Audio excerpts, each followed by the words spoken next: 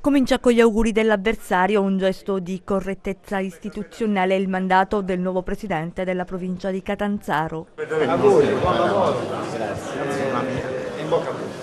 Il sindaco della città capoluogo guiderà anche l'ente sovracomunale. Abramo era sostenuto dalle liste di centrodestra per la provincia, Destra Civica e la provincia ci lega, espressione di Forza Italia, della Lega e Fratelli d'Italia. Sarò dice il presidente di tutti. Cercheremo di lavorare per tutto il territorio, anche per quelli che non ci hanno votato, perché abbiamo visto le carenze che ci sono nei vari comuni, e specialmente i comuni montani, i comuni piccoli, dovremo lavorare sicuramente anche per loro. Momenti di tensione durante lo spoglio delle schede. Contestiamo le schede che erano nella scheda del Presidente del Consiglio, contestiamo.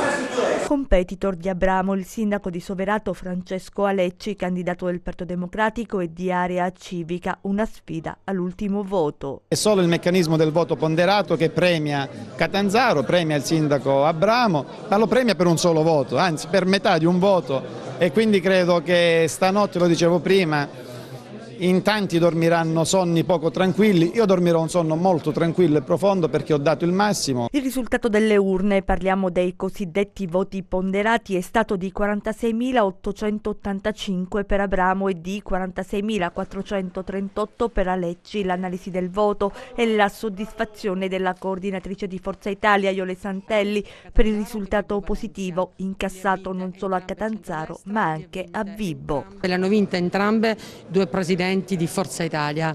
Per noi è un motivo di grande soddisfazione e credo che sia la prova di un lavoro molto serio nel tempo e di una squadra, soprattutto questa è la parte principale. Forza Italia è una squadra che cerca di lavorare insieme e che alla fine, proprio in quanto squadra, riesce a raggiungere buoni risultati. Ai due candidati alla carica di Presidente della provincia vengono attribuite i seguenti voti ponderati: Solano Salvatore 50.948, Schinella Antonino 37.926. Sulla base, alle ore 20:45 proclamo eletto alla carica di Presidente della provincia di Vibo il signor Solano Salvatore.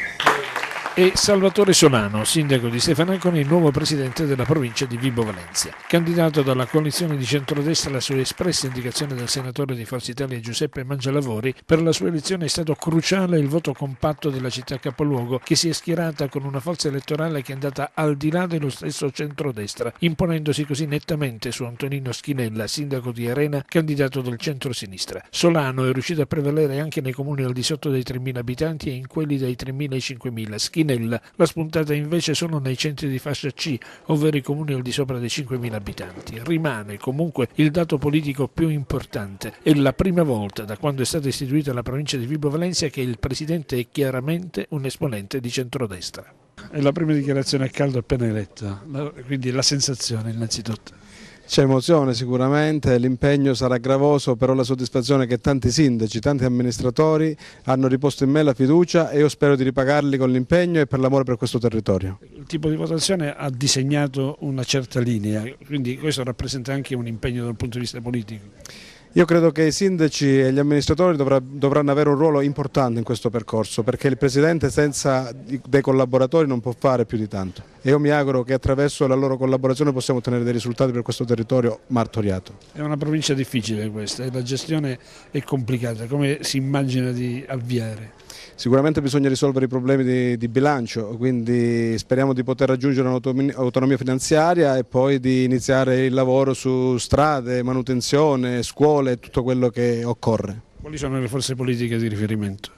Sicuramente il senatore Mangialavori, che ha fatto un lavoro straordinario, ha riposto in me la sua fiducia e io spero e mi auguro che possa riporre questa sua fiducia anche nei confronti dei cittadini e di tutti coloro che in me ci credono.